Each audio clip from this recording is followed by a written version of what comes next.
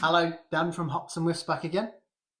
So, I thought I'd come on and do a video because I'm getting sick and tired of watching fragrances get hyped beyond the max on TikTok, on Instagram, on YouTube. And I kind of think that the fragrance industry is getting a bit distorted. It's kind of like everybody's wanting you to like certain fragrances when we know, I've said before, that fragrances are so subjective. So one thing that I like, you might hate, and another thing that's your favourite fragrance in the world, I might not quite agree with. So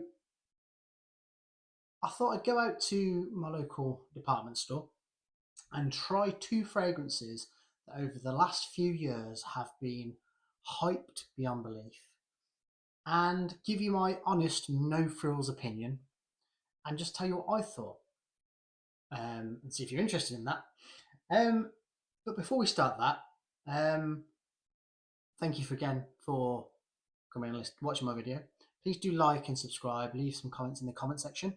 And if you are interested in finding your own new signature scent, please do check out my new website, which is www.hopsandwhiffs.com.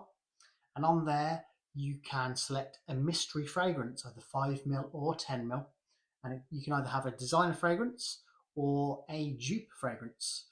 And yeah, just get into your own fragrance discovery and give it a go and support the channel. Thank you. So, as I said, I went into my local department store and I thought I'd try on one hand a hyped up fragrance from 2023, and then on my other hand I tried a hyped up fragrance from all the way back in 2018.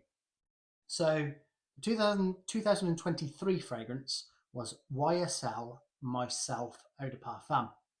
Now, I remember this coming out a couple of years ago, and you could not go onto your YouTube channel or go onto your fragrance Instagram pages without somebody telling you this is going to be the next Dior Sauvage, this is going to be the next YSLY, this is absolutely fantastic. And I remember at the time thinking, I didn't really get it.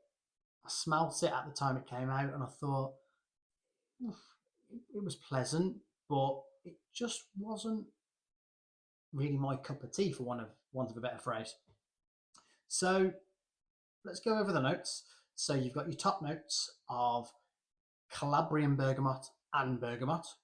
You've got your mid notes of Tunisian orange blossom, and then you've got your base notes of ambrofix and patchouli. So all very, very nice, fresh, clean notes there.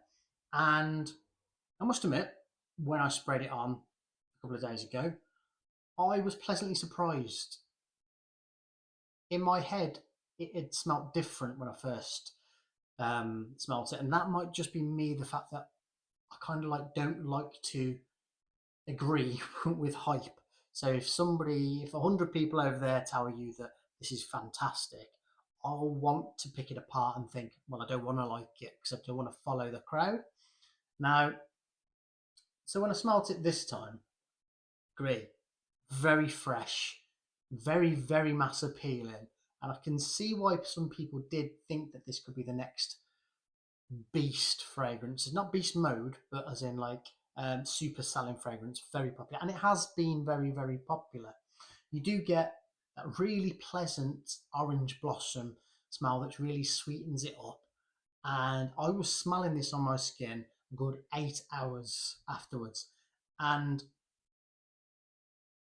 I think I really like it so much that I've actually asked for a bottle of this for my upcoming birthday. So yeah, I will definitely enjoy this, and it's definitely held up by that ambrofix at the bottom, along with the patchouli, which is a pleasant scent in a lot of fragrances. Fresh, ideal for warmer days and even into the autumn, and maybe some warmer days of winter as well. So I'll get a lot of wear out of this.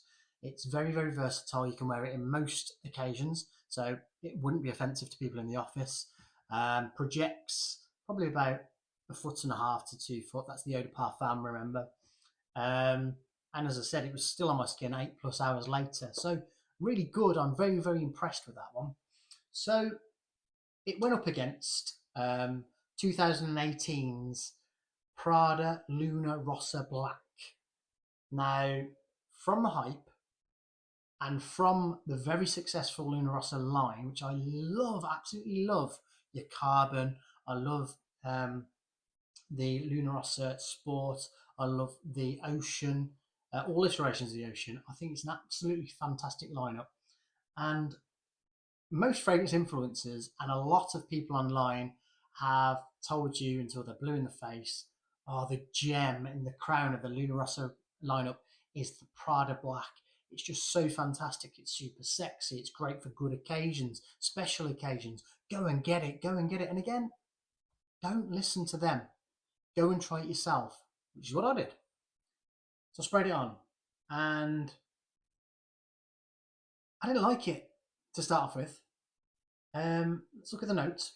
So you've got the top note of bergamot, you've got the mid notes of angelica and patchouli, and then you've got your base notes of coumarin, amber, and musk. So I sprayed it on, and yeah, you get the initial pop of the bergamot, quite fresh and citrusy. But I got this kind of like off smell, which I didn't agree with. And now I don't know what angelica smells like, so it might have been the angelica. But it was kind of like like a like a watery aquatic note that I didn't really take to. Don't get me wrong, it's a pleasant smell, and I can see why people would like it. But on my skin, it really didn't project. It was probably half a foot, if that.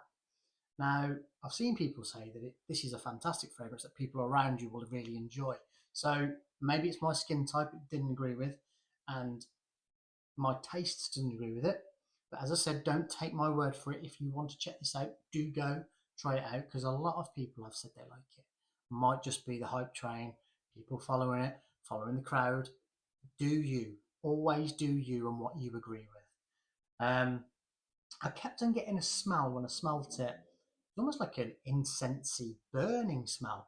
And there's nothing in that list of note breakdown that really give that smell for myself.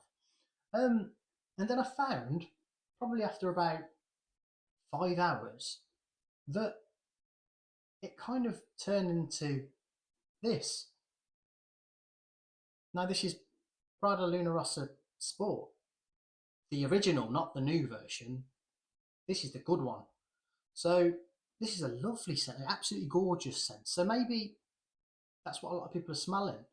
Maybe they haven't smelt this. But the opening on top of the Luna Rossa Black didn't give me what I was expecting it to give me from all the hype that I've heard online. So this is a very, very good example of why you should never blind buy off watching a video.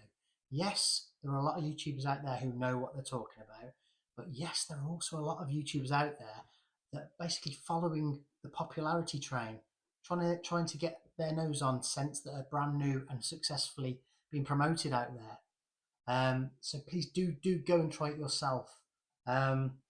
Which one would I advise you get yourself if you had to go for one? 100% YSL Myself. Again, that's my own opinion. You go and try them yourself. I'm not saying Luna Rossa Black's a bad fragrance, because people have smelt it who I know and said it's really good as well, but it's just not for me. So please tell me in the comment section below which of the two fragrances you prefer if you've tried them, and if you get any of the same sort of scent profiles that I do. But thanks again for joining me, and I'll see you next time on Hops and Whiffs.